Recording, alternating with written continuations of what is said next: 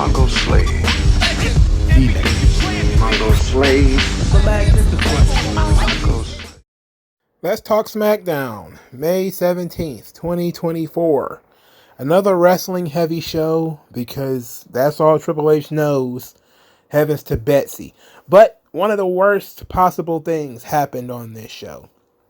Oh my God, I can't believe it actually happened. It might be the start of some real issues. It might be the start of a real problem. But we'll talk about it when we get there. So, Bianca Belair, pregnant and all, decided she was going to wrestle Tiffany Stratton, which was probably a bad idea, with the baby and everything that the internet claimed that she was having. Can you believe that? That these people, because the match was not advertised with the rest of the matches, there was two things floating around in the world. One, that Tiffany Stratton was going to end up being pulled from the show because of the whole thing with Jade Cargill. And the second was the match was getting pulled from the show because Bianca Belair was pregnant. Now, both of these things are pretty ridiculous. Let's talk about this Tiffany Stratton thing. Now, clearly, if you're a good follower of the channel, you watched the video on Tiffany Stratton supposedly getting into some trouble about a video she reposted that called Jade Cargill a black bitch. People was going back and forth all day about whether she was in trouble about this or not. More disreputable websites like Ringside News is claiming she's going to be suspended and she's in trouble and she's got heat and all this kind of stuff. And other disreputable websites are saying, oh no, everything's fine. She's in no trouble at all. It's not a big deal. And then another disreputable man, Dave Meltzer, is making comments about Tiffany Stratton, saying if she wasn't a star, she'd be in a lot more trouble than she is now. This is all favoritism. And she's not that big of a star. She basically just got on the show. She's been on the show about, maybe 3 months now. You act like she's, John Cena or something like that. Come on, man. Most of the time, it was just a, hey, take that down. Okay, and she took it down and that was it. What more is there to it? Oh yeah, I'm going to, post, American History X memes. What is going on here? I'm going to curb stomp some people. Like, come on. All these folks who are jumping to all these conclusions, man, get the hell out of here. That certainly wasn't going to be the issue. And then shortly before the show, it started floating around because, as usual, people are overthinking things. Apparently, Montez Ford changed his status from father of 2 to father of 3. And then people was like, oh my God, Bianca is pregnant. And they just took it and ran with it and thought she wasn't going to be on the show and that the match was going to be pulled. There was people saying that Montez Ford mistakenly spoiled it and that she was going to announce it on the show. It was absolutely bizarre. Now, the weird thing is, this isn't even something I can blame on the wrestling media because they didn't come up with this. This was all 100% Stan headcanon. And I was just sitting there looking at this like, what on earth? And it was floating around the internet. I was just like, I can't believe this. Why would you come to this conclusion? The very first person to come out of the chute when the show started was Bianca Belair. And she was in her wrestling gear. So all the chitter chatter about her being pregnant just became fodder for Angelo Dawkins to make jokes on Twitter. And it turns out that it probably was a rib, that he probably was the guy who changed Montez Ford's status to father of 3 and got all these people tripping. Because he alluded to it as people suspected over time that he was the guy who had set all of this madness up. But it was funny. It was actually very funny. It turned into a really funny running gag of whenever she got kicked in the stomach, people were like, oh no, they're kicking the baby. Angelo Dawkins is like, man, she gave birth, went out there and wrestled, got pregnant, gave birth, and went and wrestled all in the same night. was a fun time. So, controversies aside, this was an excellent contest. They went long too. Normally, for a cold match, I would complain that the match is too long. I'm gonna be a hypocrite on this one. I'm a fan of both these girls. I enjoyed watching this. The only shame is that they gave it away for free, even though technically it's all free, with no storyline on a Smackdown that probably nobody's gonna watch. Because, by God, who's gonna care about this shit? But Tiffany Stratton loses to the KOD. Excellent match. One hell of a match. Of course, I always beg the question, why would you take a new talent like Tiffany and beat her in front of the world? Like, she hasn't been established enough, and all she does is lose. That's not how you establish new talent. You don't establish new talent by having them get beat in competitive matches. If that was the case, Daniel Garcia would be one of the most over guys in the history of the business. If that was the case, people wouldn't actually win championships. They'd just be competitive and lose. No, they have to win. I know that in wrestling, storylines matter. Wins and losses technically can't matter, but technically they do matter. I know that's kind of confusing. That's kind of how wrestling is kind of real and it's kind of not real. That's kind of how losses and wins are. Like, they're not real, so they can't matter. But the perception of the audience is that they don't want to back a loser. They don't want to emotionally support a loser. They don't want to emotionally support somebody who can't maintain their heat. Tiffany Stratton losing clean to people literally destroys what aura that you were creating with her. She's probably lost more matches now than she did in the entirety of her time in NXT. So, this is just Triple H doing what he does. It's unfortunate. Afterwards, Bianca Belair says that her knee is not 100%, but she doesn't make any excuses. Because the match was so great, the crowd is chanting EST. It was excellent. Very well done. They go backstage. Bianca meets up with Jade Cargill, and they're kind of alluding and teasing that they may wrestle each other. Nia Jax is Jade Cargill's opponent. They decide to have their match, and they kind of get into it. It's a little bit of a continuation from their Royal Rumble scuffle. Things elevate as Jade Cargill is knocked to the ring, outside the ring, and knocked near the barricades where her daughter is. And Jade Cargill kind of reaches out for her daughter in a sort of sympathetic way, and Nia Jax smashes her in the corner, snatches her away, yells at the baby that, your mom sucks. And the baby yells back, no, she doesn't. So they start to fight, and Nia Jax loses control. She gets a chair. Jade does not do a good job of catching the chair. The chair kind of hit Jade, which should have been a disqualification on Nia Jax, but it was far more blatant when Jade Cargill hit Nia Jax with the chair. So Nia Jax wins by disqualification. Very brave booking, putting two people who both need to be led in this match against each other. So that was really brave. That was really brave. This thing, if they hadn't done the quick disqualification, this thing could have turned really bad and soured everybody on both of them. But because it was done fairly quickly, and the brawl afterwards probably could have been better. I think Jade probably needs a little bit more intensity where her strikes, especially since her daughter was involved, and her tackles and stuff like that. Just a little bit more oomph to that stuff, and not enough of the playfulness. I'm seeing through what you're doing. So Jade is out of the tournament. Nia Jax versus Bianca Belair. I can see them putting Nia Jax in the final. I can see them doing that.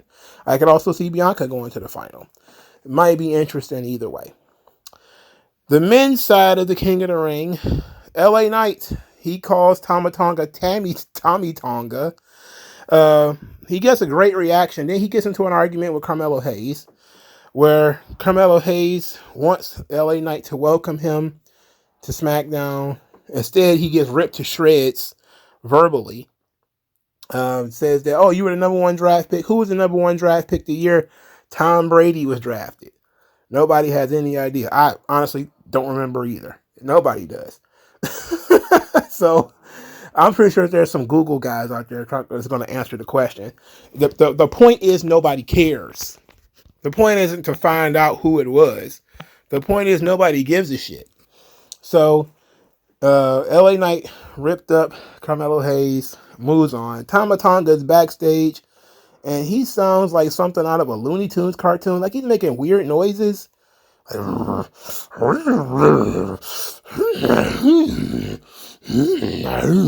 like, what is that? What, like, huh? What is that? In any event, Paul Heyman wants to know if Solo talked to Roman. Of course he did. He claims he talks to Roman every day. He talks to Roman all the time. Completely, like all the time, Paul. It's totally not a lie. It's totally not a lie, Paul. Tama Tonga defeats LA Knight in a match that took all the air out of the room and made a lot of people go, huh? Even though it was pretty obvious from the beginning that they told you they wanted Randy Orton and Tama Tonga to wrestle each other in Saudi Arabia for the storyline of the Bloodline injuring Kevin Owens. What they told you. So why would you expect anything different? So Tama Tonga wins. The LA Knight fans are as deflated as the fans of Ilya Dragunov. They're just kind of looking like, huh? They're on the beach, standing in the soft sand, staring at the waves. Like, I don't get this thing. LA Knight, poor guy, poor fella. What's going on with him? You know, he's not much mustard on that hot dog right there. He getting screwed over, but at least. Well, you can't even say that because he lost to another guy that's 40 years old. He's like, at least he's putting over a young talent, but he's not. He's putting over a peer. After the match, LA Knight got into it with Carmelo Hayes again. They started yelling at each other. A little bit of a shoving match.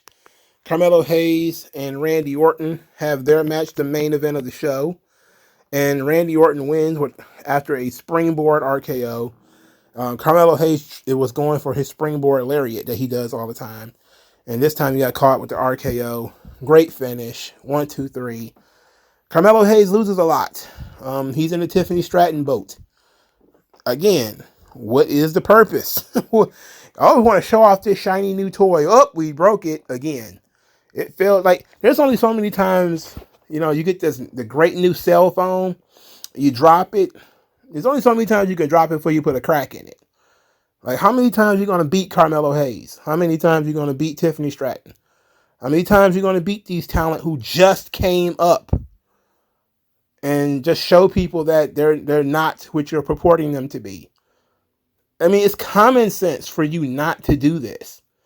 But it's just like what Sami Zayn said. These people are not in the long-term plan of Triple H. He doesn't care about Tiffany Stratton, doesn't care about Carmelo Hayes, doesn't care about Ilya Dragunov. They're not in his long-term goal. So they can't get in. Instead of creating a lane specifically for them where they can get over, or at least attempt to, even if it means they're wrestling other mid-card talent, they're still working to get on the card. What is the point of Tiffany Stratton losing to Bianca Belair? She shouldn't even be wrestling Bianca Belair yet. I remember when you used to do that to guys like Salvatore Sincere. What happened to him? Like, take your time. Stop trying to rush this thing. So, the male's king of the ring, Randy Orton versus Tama Tonga. I think it's pretty clear Tama Tonga is going to lose that match, and he should, if we're being honest. Why should Tama Tonga win that match? Why would he win? Why go against, I'm assuming it's going to be Gunther, and it's going to end up being Tama Tonga versus Gunther and a heel versus heel final. That doesn't make sense. So it's going to have to be Randy Orton. Now, they did mention that Tama Tonga's daddy, Haku, was the king of the ring at one point, which is true. He was King Haku for a short time in the 80s. I don't think they'll give it to Tama Tonga just because of that. You know, he's a henchman right now. What does he need the King of the Ring for? They're not going to do him any good. Hell, he'd be elevated beyond Solo if he won the King of the Ring. Because Solo ain't won shit. He ain't won dick. So, there's that. So, the King of the Ring stuff dominated the night again, as usual. But, alright. But this time they didn't even have vignettes to make everything look good. Earlier in the night, Logan Paul also ran into it with LA Knight. They just stared at each other. This led to the contract signing. I'm going to really get this one over real quick. Cody Rhodes told some long-winded story about War Games and Jacksonville and how he's a fan of wrestling. And Logan Paul isn't a fan. He's just a tourist. Logan Paul says, everybody else said that already, which is, yeah, that's a good point. A bunch of people have said that already, that he's just an opportunist and all this kind of stuff. To get to the gist of this, Logan Paul does not want to defend his title, so he scrapped the agreed contract and brought in his own contract that has his title not on the line. Nick Aldis flipped out. Cody Rhodes got mad. Then Cody dismissed Nick Aldis because he has the ability to do that, which, you know, when did he get that ability? In any event, Cody talks to Logan Paul. They converse about it. Then it ends up into a brawl with a man getting powerbombed through a table. They're going to end up having the match with only Cody's title on the line, which I told you guys last week was going to happen. There was just no way they were going to put both belts on Cody, especially not right now. So the contract signing amounts to nothing because nobody agreed to anything. So what was the point? Goofy. Bayley was backstage. She was talking, and so Chelsea Green started. No, that wasn't Chelsea Green. It was Piper Niven. She started actually snoring, calling Bayley boring, which is the kiss of death when it comes. Like, if you ever mention that somebody's boring, kind of the kiss of death, because people are going to be like, hey, you know, you got a point there, you know? Anyway, they were teasing Bayley about something or other, and she challenged them to a tag team match, or maybe one of them to a wrestling match next week. Because Bayley is cold as ice. It's over for her. No feud. Nothing even looking like a feud coming up anytime soon. It's all looking bad for Auntie Pam. What did she do to deserve this? She did nothing to deserve this mistreatment. But she's going to wrestle Piper Niven or Chelsea Green next week. Probably a tag team match. AJ Styles says that he's going to go to Nick Aldis next week to see where he goes from here after his two tremendous losses. You know, sad to see, you know, he's now directionless because Triple H, who's supposedly long-term game planning, did not have a plan for AJ Styles after the King of the Ring tournament. He didn't have a plan for anybody to do anything, if we're being honest, man. This is a disaster. And speaking of a goddamn disaster, DIY versus Umberto and Angel. And here's where I had my issues. Because there were people chanting Johnny Wrestling. People were chanting for Johnny Gargano. Do you understand how devastating this is?